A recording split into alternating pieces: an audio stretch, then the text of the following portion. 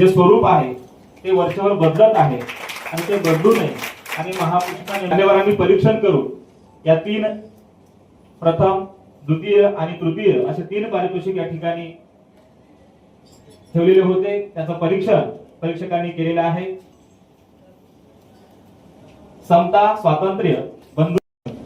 खरं तर इथली लोकशाही बळकट व्हावी, या देशातील शेवटच्या घटकाला न्याय मिळावा. समता, स्वातंत्र्य, बंधुत्व, न्यायाची जी काही लोकशाहीची मूल्य आहे ती मूल्य परीक्षक होते. मी मान्यवरांना विनंती करतो की त्यांनी मिलिंद लोखंडे यांचा सन्मान करावा.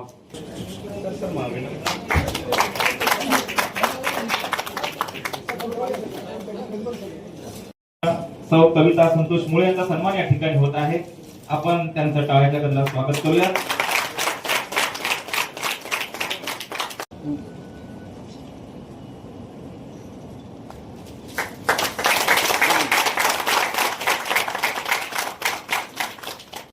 आणि सन्मान त्यांना पारितोषिक देण्याची विनंती मी आदरणीय महापौर आणि आदरणीय मंत्रिमंडळाचे या ठिकाणी 11,000 रोख रक्कम आणि स्मृतिचिन्ह देऊन या सर्व टीमचा सन्मान करावा.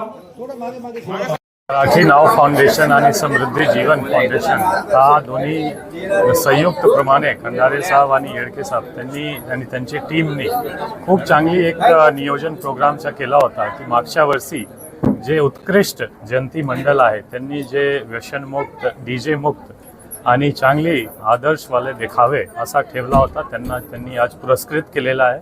तसेच एक डिस्कशन, एक इंट्रोस्पेक्शन मला वाटतं आज झालेली आहे की जयंतीची स्वरूप कसा झाली पाहिजे. हा फक्त 14 एप्रिलचा विषय नाही, सर्व जयंतीमध्ये कसा आपण एक चांगला आदर्श घेऊन चांगले स्वरूप ठेवला पाहिजे त्यावर आज खूप चांगली एक डिस्कशन झाली.